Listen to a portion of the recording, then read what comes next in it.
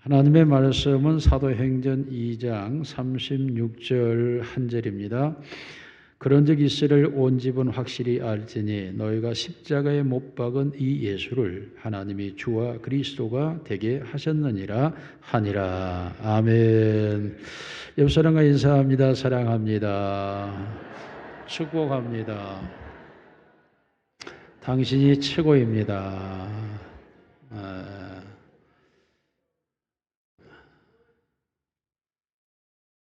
나를 제가 죽게 하소서. 그래야 제가 살 수 있습니다. 오직 제가 당신의 얼굴을 보게 하소서. 이것은 유명한 성자 어거스틴의 기도입니다. 제가 죽어야 산다. 이것은 어거스틴의 목마른 간절함, 그리고 정말 진실하면서 울부짖는 그런 기도였습니다. 이는 참된 모든 그리스도인들의 기도 제목이며 또 간구이고 소원입니다. 성경은 우리에게 육신은 죽어야 하고 영을 따라야 생명과 평안을 얻는다라고 말합니다. 성경이 말하고 있는 육신이라고 하는 말은 사실 우리의 몸을 말하는 것이 아닙니다. 우리의 몸은 피와 살과 뼈로 이루어져 있는데 우리의 몸을 입고 다니는 옷, 그것이 바로 우리의 육신이라고 성경은 말합니다. 너희의 육신이라고 할 때 고린도전서 3장 3절은 우리의 그 육신이라고 하는 것, 이것이 옛사람이고, 같이 읽습니다. 시작. 너희는 아직도 육신에 속한 자로다. 너희 가운데 시기와 분쟁이 있으니 어찌 육신에 속하여 사람을 따라 행함이 아니리요. 육신에 속한 자라고 정의를 하면서 이 육신이라고 하는 것은 자고 반드시 없어져야 될 옛사람이고 반드시 죽어야 되는 죄라고 말하는 것입니다. 이 죄라고 하는 이것이 우리의 육신이 되어서 우리의 몸을 가지고 탐욕의 도구로, 그리고 분노와 증오의 도구로, 그리고 우리의 부도덕성의 일꾼으로, 또한 우리를 중독을 일으키는 중독자로, 또한 집착자로 만들어서 우리로 하여금 온전한 삶을 살아가지 못하도록 우리를 해방하는 자, 이것이 바로 이 육신이라고 하는 것입니다. 결국 이 육신이 죽어야 진정한 신앙이 시작되는데, 육신이 죽지 않으면 육신을 따라 살아가는 내 자신은 신앙의 가면을 쓴 가면 무도회의 주인공이 되고 마는 것입니다. 이러한 가면이라고 하는 게 얼마나 무서운지 제가 여러분에게 비유하기보다는 목사인 저에게 비유를 해보면, 목회자들, 목사들이 가지고 있는 육신의 열망은 무엇일까요? 큰 교회죠. 대형 교회죠. 많은 성도죠. 육신을 따라 목회하는 성도는 대형 교회를 이루기 위해 온갖 수단과 술수와 방법을 멈추지를 않죠. 그리고 온갖 사회 비즈니스의 수단과 기술, 심지어 어떤 광대와 코믹까지도 동원하게 됩니다. 또한 육신에 속하여 있는 목회자의 모습 속에는 그 교회 안에 중요한 인물들이 있기를 원하죠. 그래서 정치인들을 수용하려 하고 권력자들을 교회 안에 이끌어 들이려고 하죠. 교회 안에 큰 인물이 없음을 한탄하면서 작은 인물들을 도외시하는 경향까지도 존재하고 있습니다. 이러한 목회자들의 잘못된 육신의 모습은 성도의 헌금을 계산하고 헌금 상황을 살피기도 합니다.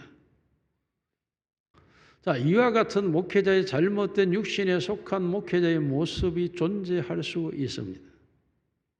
육신이 죽지 않으면 옛사람이 그대로 존재하게 되고 옛사람인 자기 자아의 표정과 말투와 태도와 목표와 목적을 그대로 가지고 갑니다. 신앙이란 가면을 쓰고 예수라는 옷을 입은 것처럼 자기 자신을 충분하게 속이며 나아가게 됩니다.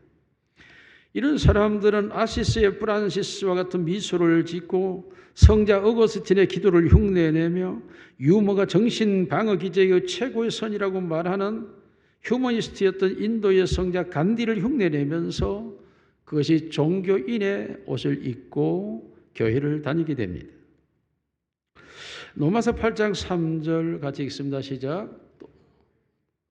로마서 8장 3절 시작. 율법이 육신으로 말미암아 연약하여 할 수 없는 그것을 하나님은 하시나니 곧 죄로 말미암아 자기 아들을 죄 있는 육신의 모양으로 보내어 육신의 죄를 정하사. 자, 예수 그리스도를 죄를 정했을 때 육신으로 보내셨다고 말하면서 그 육신이 바로 죄라고 말하면서 반드시 육신을 따라 살면 반드시 죽을 것이로되 영으로서 몸의 행실을 즉 육신을 죽이면 살리라고 말합니다. 골로새 3장 5절 말씀 같이 읽습니다. 시작. 그러므로 땅에 있는 지체를 죽이라. 곧 음란과 부정과 사욕과 악한 정욕과 탐심이니 탐심은 우상 숭배니라. 여러분이 지체를 죽이라, 육신을 죽이라고 말하고 있습니다. 여기에 죽다라고 하는 말이 영어에서 NIV에서는 데트로 되어 있지만 킹제임스에서는 모티브로 되어 있습니다. 이 모티파이라고 하는 이 단어는 사실상 억제하다라는 의미예요. 우리의 육신이 죽었다라는 개념보다 억제하다. 그런데 이 억제하다고 하는 이 모티파이라고 하는 단어가 모티얼이라고 하는 단어에서 나온 단어인데 모티얼이라고 하는 단어는 영안실이라는 뜻입니다. 다시 말하면 우리의 육신을 영안실에 두라는 것입니다. 우리의 육신을 죽은 자 가운데 가둬버리라는 것입니다. 우리의 육신이 시체가 되게 해버리라는 것입니다. 당연히 육신은 죽어야 되고 육신은 살아있어서는 안 된다라는 의미를 가지고 있는 것입니다. 만일에 육신이 시체가 되지 않으면 내가 시체가 될 것입니다. 내 육신이 영안실에 있지 않게 되면 내가 영원한 영안실에 갇히게 될 것입니다. 육신이 죽지 않으면 내가 죽을 수밖에 없는 것, 이것이 인류의 운명인 것입니다. 그러므로 우리의 육신을 반드시 죽이라고 말하고 있습니다. 그런데 불구하고 우리는 이 육신을 죽이지 못하고 있습니다. 그러므로 하나님께서 예수 그리스도를 육신으로 정하여 그를 십자가에 못 박아 죽임으로 우리의 육신의 문제를 해결하였다라고 성경은 선언하는 것입니다. 우리의 육신을 우리 스스로 해결할 수 없기 때문에 하나님께서 예수 그리스도를 대속의 제물로 십자가에 못 박았다라는 것입니다. 오늘 본문이 예수 그리스도께서 십자가에 못 박히심, 이것이 무슨 의미라고 말합니까? 너희가 확실히 알아야 되는데 이 예수는 하나님이 우리의 주인이요 우리의 구원자가 되게 하셨다 라고 말씀합니다. 예수 그리스도가 육신이 되어 그가 죄를 가지고 죽음으로 그가 우리의 생명의 주인, 삶의 주인이요 우리의 진정한 구원자가 되신 줄로 믿으시기를 원합니다. 예수 그리스도가 그렇게 십자가에 못 박혀 죽으신 그 모습은 무엇일까요? 첫째로 찢기시고 피 흘리신 십자가라고 말하고 있습니다. 예수님께서 찢기시고 십자가에 못 박히셨다라는 것이죠. 자, 우리 개혁주의 신학에서 하나님의 은혜를 받는 방편은 두 가지라고 정의합니다. 오직 하나님의 말씀으로만 하나님의 은혜를 받을 수 있다고 말하므로 이 하나님의 말씀을 읽고 듣고 지키는 자, 순종하는 자가 복이 있다. 왜요? 하나님의 은혜를 받을 수 있기 때문입니다. 또 하나의 은혜를 받는 방편이 있는데 그것은 성례라고 말합니다. 이 성례는 세례와 성찬을 말합니다. 물론 가톨릭은 성례를 7성례라 해서 7가지 성례, 결혼식도 성례고 장례도 성례입니다. 가톨릭은. 그러나 개신교는 성례를 두 가지로만 정한 이유는 예수님께서 직접 행하신 일, 그 두 가지만을 거룩한 예식으로 정하고 있습니다. 그것이 바로 세례, 예수님이 친히 세례를 받으셨습니다. 예수님 그 세례를 받으실 때의 그 말씀을 보면 이런 의미를 가지고 있습니다. 누가복음 7장 30절 같이 읽습니다. 시작. 바리새인과 율법 교사들은 그의 세례를 받지 아니하므로 그들 자신을 위한 하나님의 뜻을 저버리니라. 세례를 받지 않는 것은 하나님의 뜻을 저버리는 것이요, 세례를 받는 것이 하나님의 뜻이라고 말씀합니다. 당시 바리새인과 율법 교사들은 교만하여 세례를 거부했습니다. 그러므로 예수님께서 저들을 향하여 책망할 때에 세례를 받은 세리와 죄인들은 이를 하나님의 의로 여겨 기뻐하였다라고 말하고 있습니다. 세례가 하나님의 의였다는 것입니다. 왜 세례가 하나님의 의였을까요? 로마서 6장 3절을 같이 읽습니다. 시작. 무릇 그리스도 예수와 합하여 세례를 받은 우리는 그의 죽으심과 합하여 세례를 받은 줄을 알지 못하느냐? 놀랍게도 세례는 예수 그리스도와 함께 연합된 것이요, 이 연합의 의미는 예수 그리스도가 십자가에 우리의 죄를 대속하여 죽으심과 예수 그리스도가 다시 부활하여 살아나심과 같은 연합의 형태, 즉 내가 죽고 내가 살아난 게 바로 세례, 이게 하나님의 뜻이었다고 말하고 있습니다. 그러므로 세례를 받아야 된다고 하는 것은 세례를 받아야 내가 하나님의 뜻을 준행한 것이요, 예수 그리스도의 십자가의 죽으심과 부활에 동참, 연합하여 동참한 자가 되는 줄로 믿습니다. 이와 같은 예수 그리스도의 동참의 의미가 무엇이며, 또 다른 측면에서 보면 요한복음 6장 51절 같이 읽습니다. 시작. 나는 하늘에서 내려온 살아있는 떡이니 사람이 떡을 먹으면 영생하리라. 내가 줄 떡은 곧 세상의 생명을 위한 내 살이라 하시니라. 아멘. 예수님께서 성찬 예식을 행하시면서 받아 먹으라, 이것은 너희를 위하여 찢기는 내 살이라고 말씀하면서 떡을 떼어 주십니다. 예수님께서 친히 그의 죽으심이라고 하는 것은 십자가상에서 그의 살이 찢기시고 그리고 그의 피가 쏟아지는 사건을 십자가라고 말합니다. 물론 십자가가 나무로 되어 있기 때문에 하나님의 저주를 받은 상징이기도 합니다만은, 그러나 나무 틀보다 더 중요한 것은 찢기시고 피 흘리신 예수의 몸입니다. 왜냐하면 그 몸에 예수님 하나님이 죄를 정하셨기 때문이라고 성경은 말하고 있습니다. 그러므로 예수 그리스도께서 십자가에서 그의 살이 찢기신 것, 이것이 바로 우리를 위한 생명의 떡이라고 말하고 있습니다. 예수님이 생명의 떡으로 이 세상에 오셨다라는 것입니다. 예수님께서는 이 땅에 오셔서 그가 행하신 모든 일이 단 한 번도 이 일에서 어긋나거나 비껴간 적이 없습니다. 어떻게 하면 내 생명을 저들에게 주어서, 내 살을 저들에게 주어서, 내 피를 저들에게 쏟아 주어서 저들을 살려줄까? 생명을 위하여 자기 자신이 오셨음을 말씀하고 있습니다. 그러므로 오직 예수 그리스도는 하나님 아버지의 뜻을 따라 그 몸을 주시기 위하여 오셨고, 그 목적 외에는 다른 뜻이 존재하지를 않습니다. 오직 살을 주고 생명을 살리는 일, 피를 쏟아 죄를 위해서 저들을 구원하는 일, 그 일만이 그의 목적이었고, 그 일을 이루는 일에 단 한 번도 흔들림이 없었고, 온전히 하나님 아버지의 뜻대로 이루어지기를 갈망하며 그런 철저하게 순종하며 복종하는 자리로 나아갔습니다.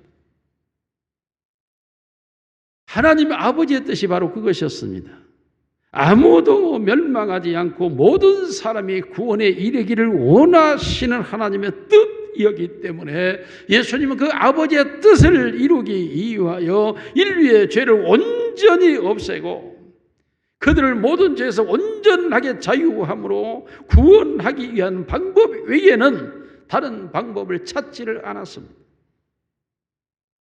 무슨 일을 하든지 어떤 기적을 행하는 자리에서도 항상 예수님께서 너희가 죄사함을 받았느니라고 말씀하셨고, 모든 일에 내가 이를 위하여 이 땅에 오셨다라고 말했으며, 나는 죄인을 부르러 왔고 의인을 부르러 온 것이 아니라고 말하며, 병든 자에게 의인이 필요하다고 말함으로써 모든 인류가 병들어 있고 그 병을 치유자로 오셨다라고 주님은 선언하심으로써 예수님이 이 땅에 계시는 동안 단 한 번도 자신이 인류를 구원하려고 오신 그 일에 대하여 단 한 번도 조금도 그 일을 피하거나 숨기거나 감추지를 않았습니다.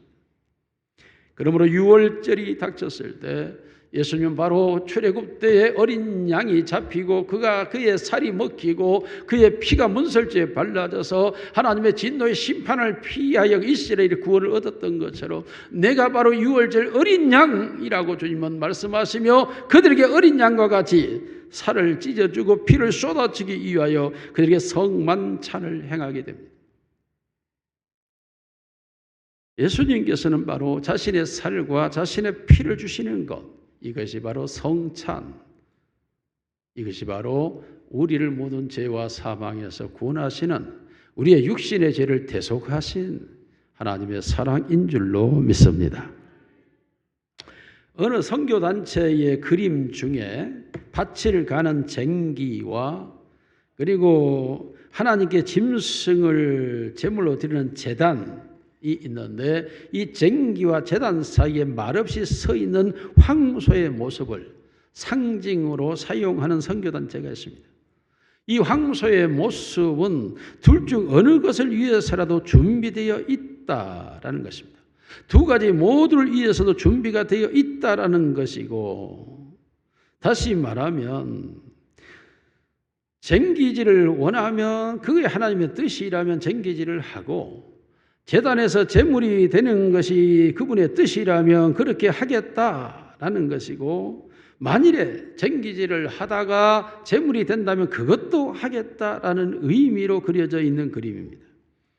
그래서 그 밑에 글이 그렇게 써져 있죠. 그분이 제게 일하라 하면 일하고 제물이 되라 하면 제물이 되고 얼마 동안은 쟁기질을 하다가 제단에서 죽는 것이 뜻이라면 그렇게 하겠다라고 새겨져 있습니다. 예수님은 바로 그런 모습입니다. 예수님께서 3년 동안 공생의 사역을 하셨고 이제는 내일 붙잡혀 십자가로 나아가야 할 그 상황에서 예수님은 내가 바로 쟁기질을 하던 소요 제물이 되던 황소의 모습을 그대로 나타내고, 어쩌면 선교단체가 그 황소를 예수 그리스도의 모습으로 그려놓았을 수도 있습니다.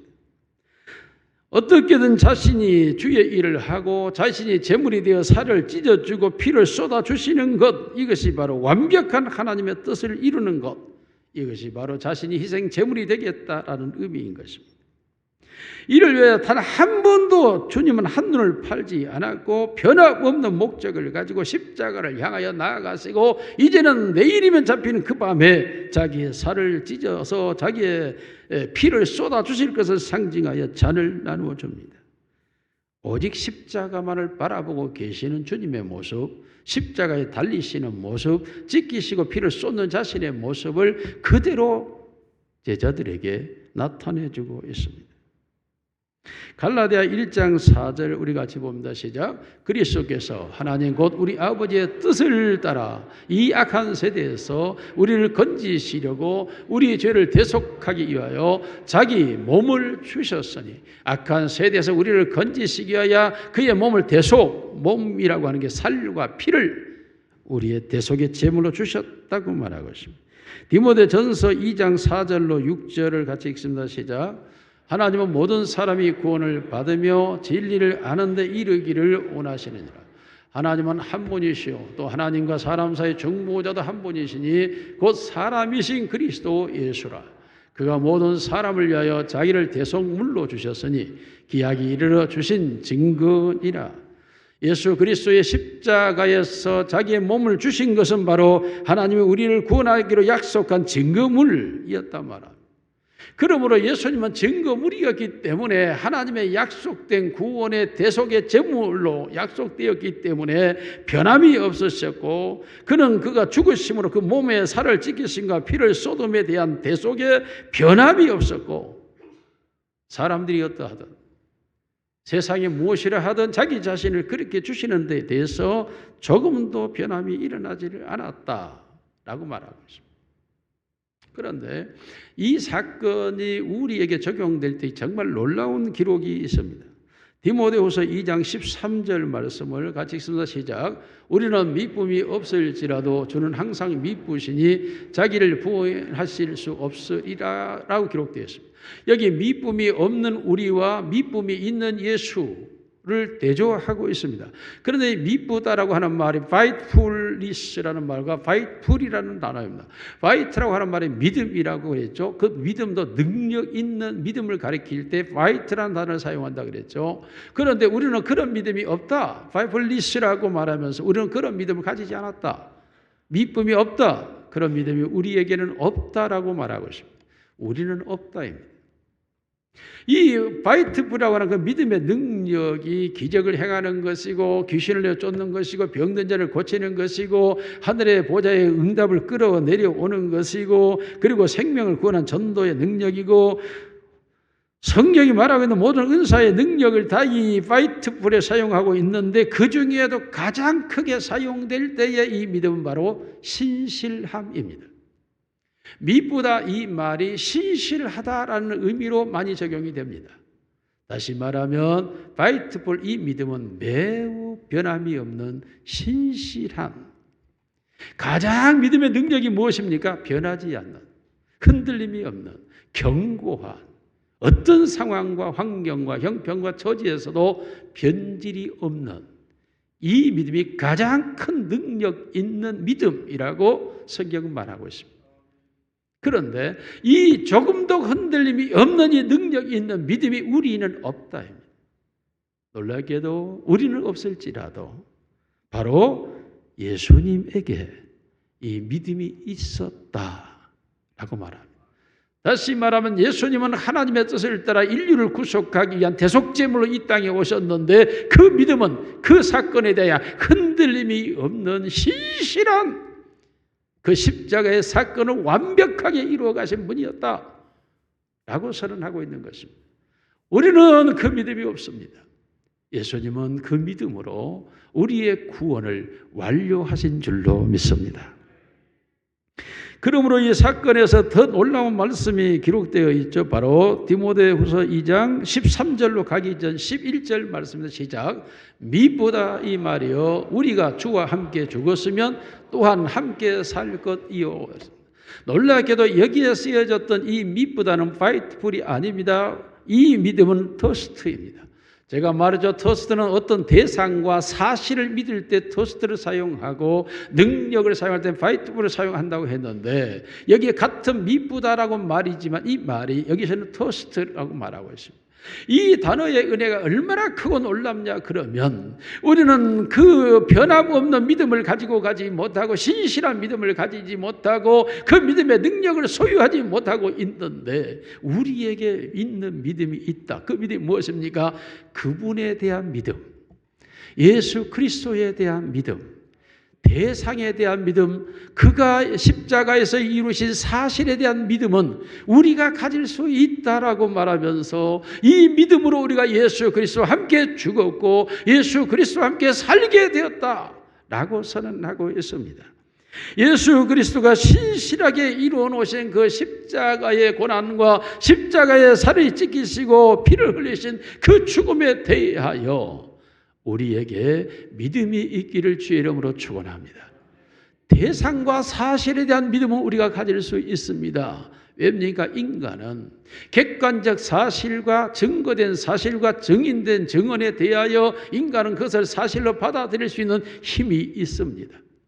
보이지 않는 무형에 대하여 존재하지 않는 어떤 사건에 대하여 믿을 수 있는 그 믿음은 인간이 스스로 가질 수도 없고 하나님의 은혜와 성령의 은사로만 우리가 그 믿음을 가질 수가 있는데 그 성령의 은사가 아니어도 우리가 가질 수 있는 믿음이 있는데 그 믿음은 대상과 사실에 대하여 인간은 확신할 수 있는 믿음의 존재이기 때문에 예수 그리스도가 십자가에 죽으시고 그가 찢기시고 피 흘리심이 우리의 대속의 사건이었다고 하는 사실을 받아들이는 믿음은 인간이 가질 수 있는 믿음이기 때문에 우리 모두가 faithful이지만 신실한 믿음은 부족하지만 그가 십자가에 못 박혀 죽으심이 우리의 대속이었다는 사실을 믿으시는 믿음은 우리 안에 있는 줄로 믿습니다.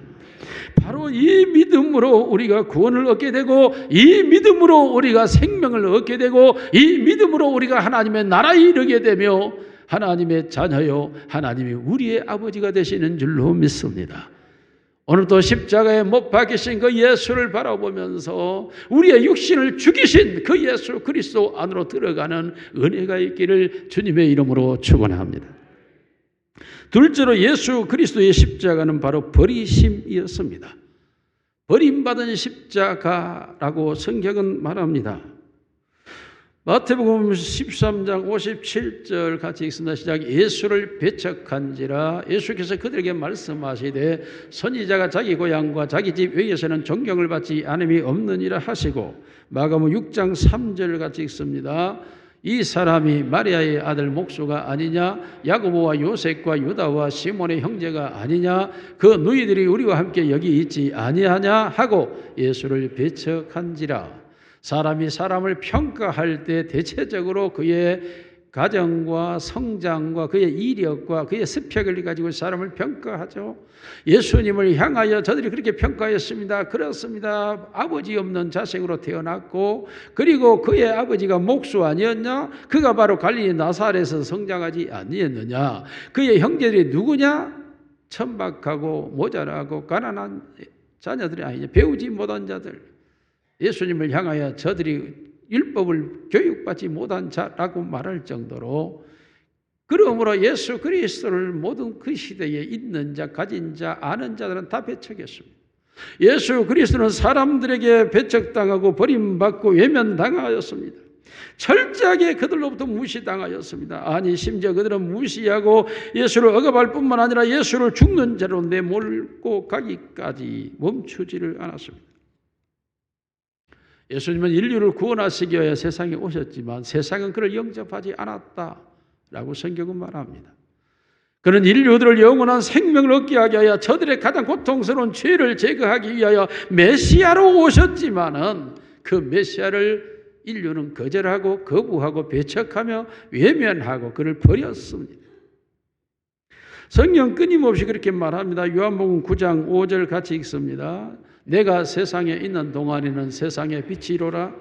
8장 12절 예수께서 또 말씀하셔서 이르시되 나는 세상의 빛이니 나를 따르는 자는 어둠에 다니지 아니하고 생명의 빛을 얻으리라. 요한복음 1장 9절로 11절 참비 곳에 와서 각 사람 비추는 빛이 있었나니 그가 세상에 계셨으며 세상은 그로 말미암아 지은 바 되었으되 세상이 그를 알지 못하였고 자기 땅에 오매 자기 백성이 영접하지 아니하였으나 놀랍게도 그가 이 세상을 존재케 했고 모든 인류를 존재하게 하신 생명의 주인이었고 이 세상은 자기 땅이었는데 자기가 왔는데 주인이 왔는데 세상은 그를 영접하지 아니했습니다.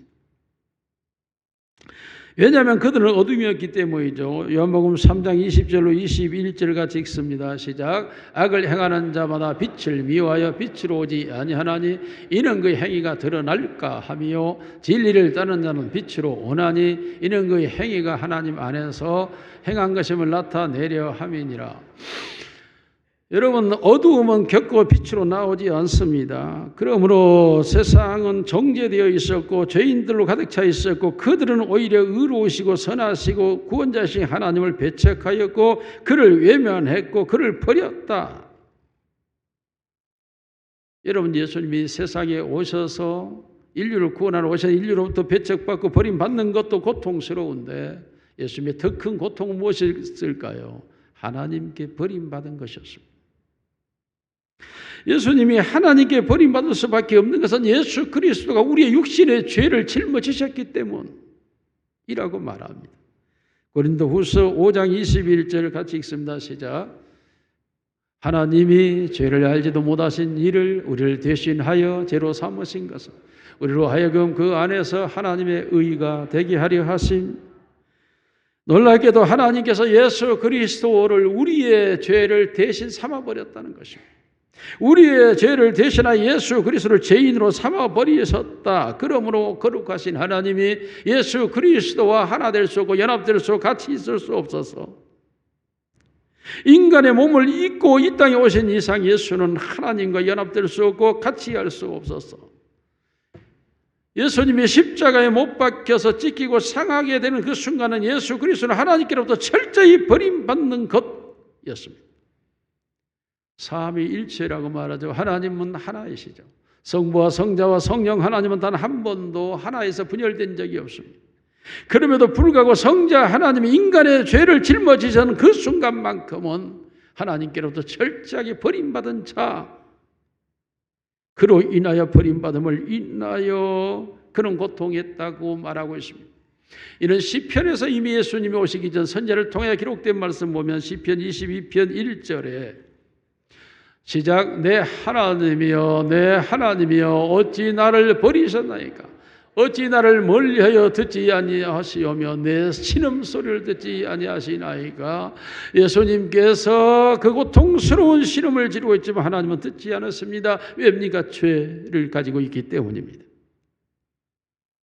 시편 27편 9절 같이 읽습니다. 네, 내가 안 써줬네요. 그러면 마태복음 27장 46절로 갑니다. 시작.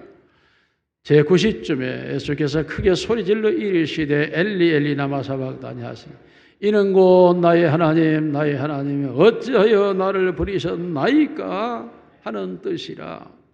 예수님께서 하나님이 자신을 버리셨음을 인하여 어찌하여 나를 버리셨느냐고 십자가의 고통 중에 죽어가는 마지막 음성으로 외치는 소리입니다.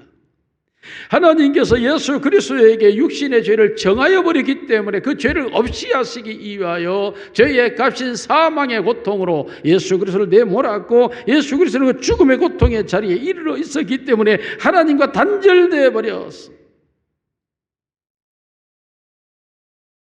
하나님이신 예수님이 하나님과 단절되고 죄인의 옷으로 죄인의 모습으로 죄인의 값으로 사망의 고통에 이르게 되는 이 순간은 그 무엇으로 비교할 수 없고 설명할 수 없는 잔인하고 처참한 고통의 자리에 예수님이 이르신 것입니다. 예수님이 마지막 운명하시면서 한 말씀 하시죠. 요한복음 19장 30절입니다. 시작. 예수께서 신포도주를 받으신 후에 이르시되 다 이뤘다 하시고 머리를 숙이니 영혼이 떠나가시니라. 누가복음 27장 46절. 아버지여 내 영혼을 아버지의 손에 부탁하나이다. 이게 예수님의 마지막 음성입니다. 다 이뤘다 하시고 운명하셨다라고 성경 기록하고 있습니다. 내 영혼을 아버지의 손에 부탁하나이다. 이 말은 무슨 말일까요? 내 영혼이 아버지의 손에 있지 않았다라는 걸 의미하고 있습니다. 철저하게 하나님께로부터 단절됐고 버림받은 상태였다라는 걸 증명하는 예수 그리스도의 음성입니다. 내 영혼을 아버지의 손에 부탁하나이다. 예수님께서 왜 이와 같은 고통과 고난을 당하셨습니까? 바로 우리의 죄를 대신하기 위하여. 예수님은 사람에게 버림받고 배척받은 고통이 아니라 하나님께 버림받은 단절된 이 고통은 무엇으로 설명할 수 없는 고통이었습니다. 이를 인하여 예수님은 하나님의 의를 이루셨고 인류를 죄에서 구원하셨다라고 선언하고 있습니다. 그렇습니다. 예수 그리스도의 이 십자가의 죽으심이 바로 하나님의 의를 이루신 것이며 인류를 죄에서 구원하신 줄로 믿습니다. 그러므로 이 십자가는 마지막 세 번째로 하나 되게 하신 십자가였습니다. 에베소 2장 16절 시작. 또 십자가로 이 둘을 한 몸으로 하나님과 화목하게 하려 하심이라. 원수된 것을 십자가로 소멸하시고. 골로새서 1장 20절 같이 읽습니다. 시작. 골로새서 1장 20절입니다. 그의 피로 예수 그리스도의 십자가로 우리를 화평하게 하셨다. 시작. 그의 십자가의 피로 화평을 이루사 만물고 땅에 있는 것들이나 하늘에 있는 것들이 그로 말미암아 자기와 화목하게 되기를 기뻐하심. 놀라게도 하나님과 예수 그리스도와 사람과 사이에서 십자가라고 하는 사건이 바로 하나님과 인간, 즉 창조자와 피조물을 연결하였고 죄로 단절되던 죄인을 의로우신 하나님과 하나 되게 하셨고 이 십자가가 바로 예수 그리스도가 바로 하나님과 우리를 하나님이 아버지 우리의 자녀가 되게 하셨다라고 말하고 있습니다. 바로 십자가로 하나님과 인류가 하나 됨입니다. 여러분 이러한 것을 한마디로 이렇게 표현을 해보세요. 산과 바다가 하나가 되다. 여러분 산과 바다가 하나가 되질 수가 없다고 생각하겠죠. 왜냐하면 산은 흙과 바위로 되어 있고 바다를 메우는 것이고, 그리고 바다가 넘쳐나게 되면 산을 삼켜버리기 때문에 산과 바다는 하나일 수가 없다라고 말하지만, 그럼에도 불구하고 산 속에 바다가 있고 바다 속에 산이 있을 수 있습니다. 여러분 산에서 흘러내리는 물이 있어야 바다가 형성되는 것이고, 바다에서 올라오는 수증기가 구름이 되어 비가 돼야 산이 생존할 수가 있습니다. 그러므로 산과 바다는 서로가 영원한 적일 것 같고 하나 될 수 없는 것 같은 상태이지만은, 그러나 산과 바다는 비를 통하여 하나가 됩니다. 바다가 수증기를 올려서 비가 되고, 그 비가 산에 내려와 나무를 살리고, 그 산에서 그 비가 물이 되어 바다로 흘러들어서 바다가 형성됩니다. 이와 같이 산과 바다는 전혀 다른 물질의 두 종류이지만은 이 두 종류가 하나로 연합되고 연합하여 존재할 수 있고, 그러므로 양립할 수 있는 것처럼 예수 그리스도의 십자가가 비가 되어 우리에게 흘러내려올 때 우리가 하나님께로 나아갈 수 있는, 하나님과 연합될 수 있는 길이 열리시는 줄로 믿습니다. 그러므로 예수님께서 나는 길이요 진리요 생명이라고 나로 말미암지 않고는 아버지께로 올 자가 없다고 말씀하시므로 예수 그리스도의 십자가를 의미하는 것입니다. 그 십자가로 우리는 하나님과 하나 될 수 있습니다. 로마서 6장 6절 말씀 같이 읽습니다. 우리가 알거니와 우리 옛사람이 예수와 함께 십자가에 못 박힌 것은 죄의 몸이 죽어 다시는 우리가 죄에게 종노릇하지 아니하려 함. 옛사람 육신이 죽었다고 말합니다. 우리의 죄가 죽었다고 말합니다. 그러므로 우리가 예수 그리스도와 연합하여서 새 사람이 되었다라고 말합니다. 죄의 몸이 죽어버렸습니다. 이제는 우리가 다시는 죄의 종노릇하지 않는 자가 되었다고 말합니다. 예수 그리스도의 십자가의 죽으심으로 우리의 육신의 죄를 멸하시기 위함이었다라고 성경은 말합니다. 오늘 우리가 예수 그리스도가 십자가의 죽으심이 우리 안에 믿음으로 다가오게 되는 순간, 우리는 예수 그리스도 십자가와 연합되어지고, 그 순간 우리가 비가 산에 내려 바닷물을 이루어 나가고 산을 살리는 것처럼 예수의 십자가가 우리로 하나님의 자녀로 소생하게 하고 하나님의 나라로 우리를 이끌어가게 되는 줄로 믿습니다. 예수 그리스도의 십자가는 찢기시고 상하신 살과 그리고 흘리신 보혈입니다. 이를 우리가 믿음의 눈으로 바라보는 순간 그 살이 내게 들어오고 그 피가 내게 임하여서 내가 생명이 되어지고 내 죄가 씻어져서 하나님의 거룩한 자녀가 되는 줄로 믿습니다. 우리가 예수님의 버림받음이 바로 우리의 죄가 버림받은 것입니다. 우리의 육신이 버림받은 것입니다. 그러므로 우리가 이제는 새 생명으로 살아가게 되는 줄로 믿습니다. 이제는 십자가로 하나님과 우리가 하나 되어져서 화평을 이루게 되었습니다. 사랑하는 성도 여러분, 십자가는 다시 우리에게 말합니다. 그가 우리의 주인이 되었고 우리의 구원자 그리스도가 되었다라고 말합니다. 고난의 주간 십자가를 바라보면서 나의 육신을 대신하여 죽으신, 그러므로 내 육신이 죽어버린 상황에 이르게 되는 나의 모습을 십자가로 투영하여 하나님의 거룩한 자녀로 나아가는 복된 시간이 되시기를 주님의 이름으로 축원합니다. 살아계신 아버지 하나님, 우리를 십자가로 화평하게 하신 은혜를 감사합니다. 하나님이 나의 아버지가 되고 내가 예수 안에서 하나님의 자녀가 된 것을 감사를 드립니다. 이 시간도 온전히 하나님의 자녀의 자리에 이르게 하옵시사 십자가로 죽어버린 내 육신이 사라지게 하시고 성령으로 거듭나는 생명이 내 안에 나타나게 하옵소서. 예수님 이름으로 기도드리옵나이다. 아멘.